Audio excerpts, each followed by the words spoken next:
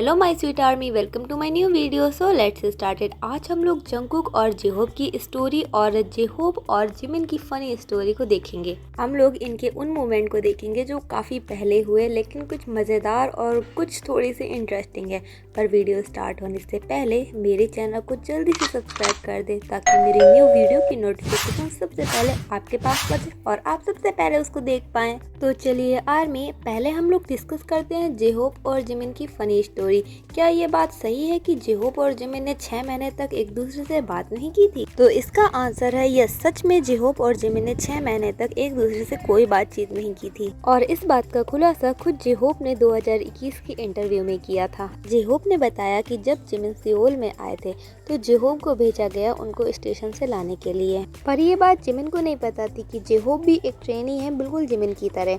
Jimin को ऐसा लगा कि शायद जेहोप कोई विकेट के स्टाफ होंगे जो उनको स्टेशन से लेने के लिए आए हैं। जब ये दोनों स्टेशन से निकल पड़े तो आपस में बातचीत करने लगे और चलते चलते इनको इस बात का पता चला कि दोनों को ही डांस का बहुत ज्यादा शौक है और दोनों ही यहाँ पर आइडल बनने आए हैं और फिलहाल अभी ट्रेनीज हैं। लेकिन अभी इन दोनों को ही आइडल बनना था और किसको चूज किया जाता है ये तो कंपनी के हाथ में होता है, इसलिए इन दोनों के बीच में ही रेस लगी हुई थी कि किसको चुना जाता है और कौन आइडल बनेगा। इसलिए अभी ये लोग अपने फ्रेंड्स बनाने के उसमें नहीं थे, बल्कि इसमें थे कि हम में से कौन जल्दी से आगे निकल पाए।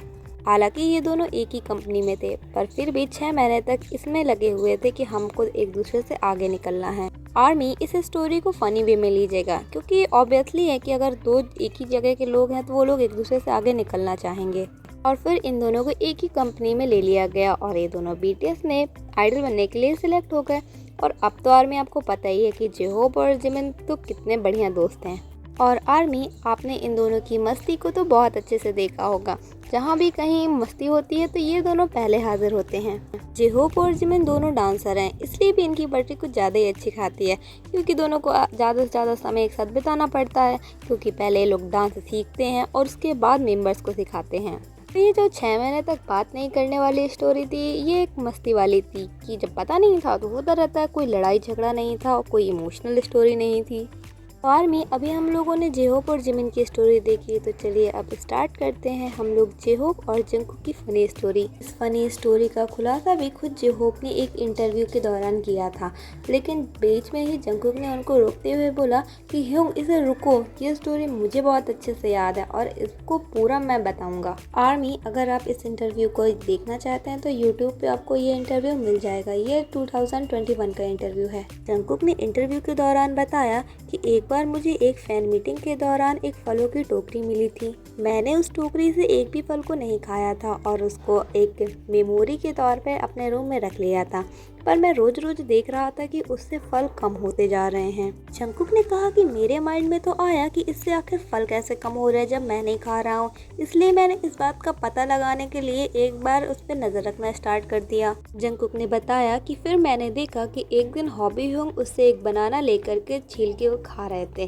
तभी मैं वहाँ पहुँच गया और मैं उस टाइम पे बहुत ज़्यादा छोटा था, इसलिए मुझको ये देख कर के गुस्सा आ गई कि मेरे सामान को कोई और खा रहा है और मैं हॉबी ह्योंग पे चिल्लाते हुए बोला, ये तो मेरे फैन ने मुझको गिफ्ट में दिया था और इसके फल आप क्यों खा रहे हैं।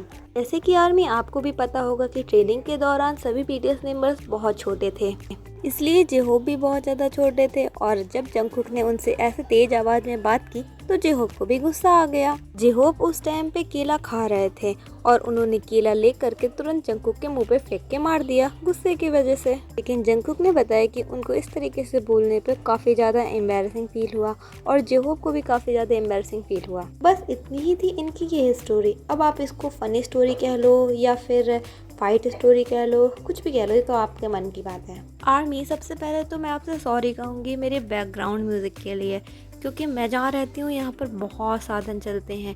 पीछे स्टेशन भी है तो उसकी ट्रेन की आवाज़ आती रहती है, गाड़ियों की आवाज़ आती रहती है, छोटे छोटे बच्चे भी बहुत है मेरे मोहल्ले में, उनकी चिल्पों आती रहती है, इसलिए प्लीज़ उसको इग्नोर करके आप मेरी आवाज़ पे ध्यान दिया करिए। एंड मैंने आपसे पहले वाले वीडियो में पूछा था कि आपको क्या मेरे व्लॉग्स देखने हैं, तो उसमें बहुत अच्छा रिस्पांस देते हुए आपने कहा कि यस दी, मुझे आपके व्लॉग्स देखने हैं। इसलिए मेरा फर्स्ट व्लॉग है बागेश्वर धाम का, जो बहुत जल्दी चैनल पे अपलोड करूँगी। Thanks for watching.